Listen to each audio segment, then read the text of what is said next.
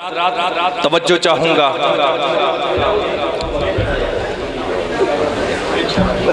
मदरसा जामिया मेरिया गौसिया फैजुल कुरान के अंदर आप बैठे हैं। ये मदरसा होता है जो हमें सब्र सिखाता है।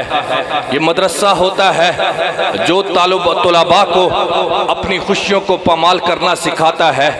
ये मदरसा होता है जो अपनी खुशियों को गला घोटना सिखाता है।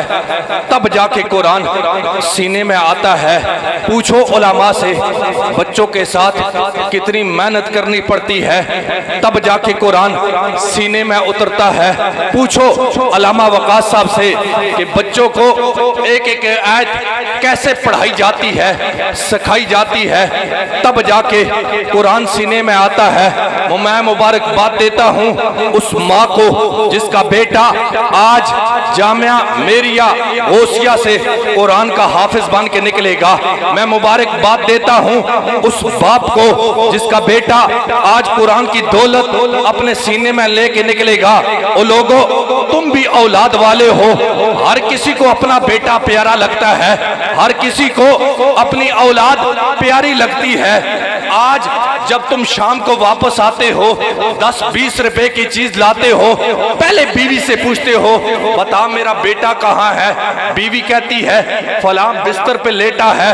ओ यार, तू हाथ बाद में धोता है, पहले जाके अपने बेटे को उठाता है।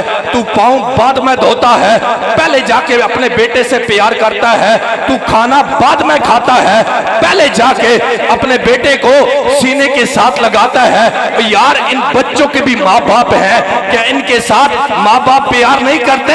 इन्हें भी माँ बाप प्यार करते हैं। ये भी माँ बाप की आंखों के तारे हैं, ये भी माँ बाप के दिल के दुलारे हैं, ये भी माँ बाप के प्यारे हैं। जिस दिन से, आखिरी जुमला है मेरा, मैं तवज्जो चाहूंगा, जिस दिन से बाप को ख्याल आता है, गरीब बाप को, मजदूर बाप को जिस दिन ख्याल आता है कि मैंने बेटे को कुरान का खादिम बनाना है, मैंने बेटे को कुरान का कारी बनाना है, मैंने बेटे को हाफिज़े कुरान बनाना है, वो बाप, मजदूर बाप, गरीब बाप अपने बेटे से कहता है बेटा तेरी खातिर तेरी जुदाई मैं बर्दाश्त करूंगा, लेकिन तुझे कुरान का हाफिज बनना पड़ेगा।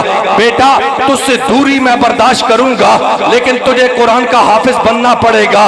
बेटा लोगों के आगे धक्के मैं खाऊंगा, लेकिन तुझे कुरान का हाफिज बनना पड़ेगा। लोगों की गालियां मैं सुनूंगा, लेकिन तुझे कुरान का हाफिज बनना पड़ेगा। टोकरियां मैं उठाऊंगा, लेकिन तुझे कुरान का हाफिज बनना पड़ेगा। मजदूरियां मैं करूंगा, लेकिन तुझे कुरान का हाफिज बनना पड़ेगा। सूरज की तपश मैं तेरा बाप बर्दाश्त करूंगा, लेकिन तुझे कुरान का हाफिज बनना पड़ेगा। आंधियों और तूफानों का मुकाबला मैं करूंगा, लेकिन तुझे कुरान का हाफिज बनना पड़ेगा। ये बाप का प्यार होता है। कभी माँ की मोहब्बत को देख लिया करो। माँ बेटों को बगैर नहीं सोती। बेटा सो भी जाए ना, माँ उठ उठ के रात को बेटे को देखा करती है। लेकिन जिस दिन बेटा इजहार करता है अम्मा मैंने कुरान पढ़ना है, माँ बच्चे को तैयार करती है, सर पे हाथ रख के कहती है जा तुझे मैं खुदा की रहमत के हवाले करती हूँ।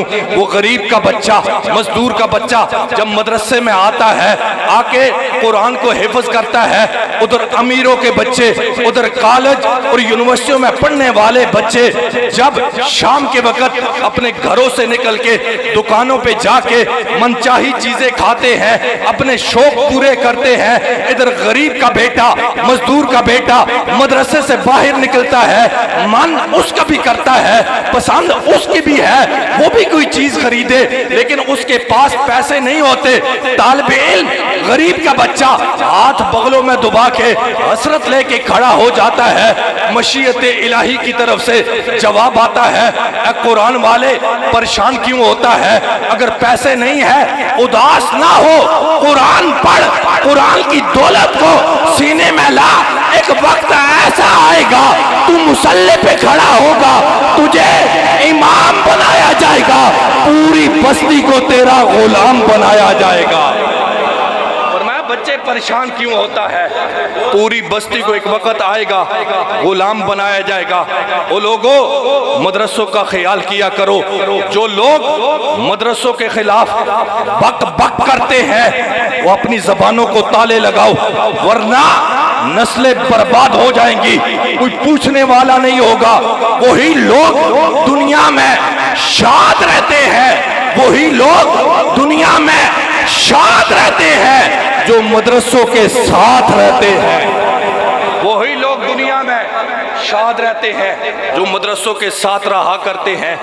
कभी आया करो, कभी आया करो कारी मोहम्मद सजाद रज़वी साहब के पास, कभी आया करो इस मदरसे जामिया मेरिया गफूरिया में आके पूछा करो कारी साहब से, अल्लामा साहब तेरे मदरसे में जो बच्चे पढ़ रहे हैं उनके खाने का इंतज़ाम कहाँ से होता है, पीने का इंतज़ाम तू कैसे करता है, लिबास का इंतज़ाम तू कैसे करता है? कभी आया कर।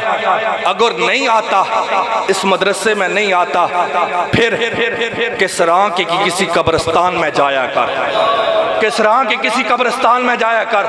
तुझे किसरां के कब्रिस्तान में ऐसी कब्रें भी मिलेगी जिनके ऊपर कोई मिट्टी डालने वाला नहीं है, मुर्दों की हड्डियां नजर आ रही हैं। मिट्टी को छोड़ो यारो, खुदा की कसम ऐसी कब्रें भी हैं जिनके ऊपर फूल तो छोड़ो मिट्टी डालने वाला कोई नहीं है। फिर अपने आप से पूछ, जो करोड़ों की जायदाद तू छोड़ के जा रहा है, तेरा बेटा तेरे बाद क्या सदका करेगा?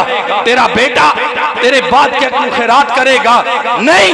हमने ऐसे अमीरों को भी देखा, उनके मरने के बाद उनके बेटों ने बाप की छोड़ी हुई जायदाद पर यशिया की है। और यार जीते जी खुद अपने हाथों से सदका करके जा, जीते जी खुद अपने हाथों से पैसा ऐसे मदरसों पे खर्च करके जा, इन बच्चों के खाने का इंतजाम करके जा, इन बच्चों के पीने का इंतजाम करके जा, इन बच्चों के रिहाइश का इंतजाम करके जा, इन बच्चों के बिस्तर का इंतजाम करके जा।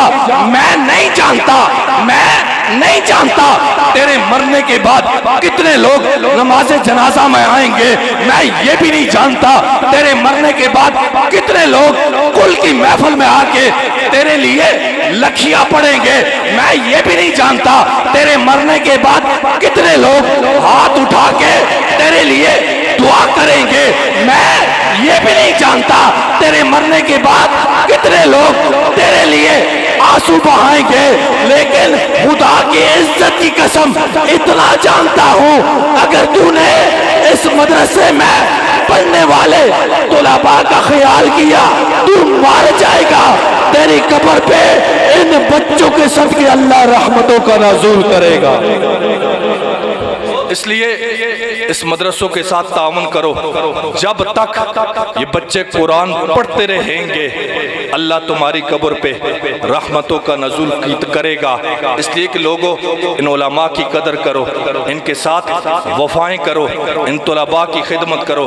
अल्लामा इकबाल ने कहा था, ना समझोगे तुम मिट जाओगे। ए हिंदी मुसलमानों, तुम्हारी दस्तां तक भी ना रहेगी दस्तानों में। अल्लाह मुल्क की तौफीक।